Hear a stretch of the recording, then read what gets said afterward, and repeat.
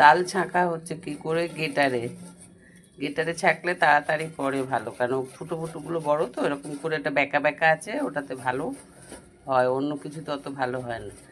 আর আগেকার দিনের লোকেরা বেতের কঞ্চির যে ঝুড়ি ছিল ওই ঝুড়িতেও করতো।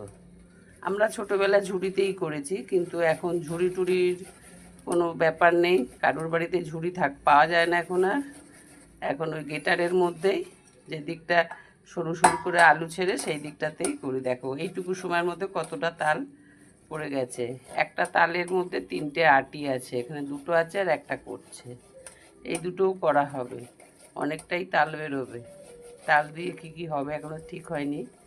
তো তালের বড়া তো হবেই, এছাড়াও যদি পাটিসাপটা করা যায়, তাল পাটালি হয়, তালের ক্ষীর হয়, তবে তালের মালপোয়া হয়। এবার যে যেমন করে খেতে পারো।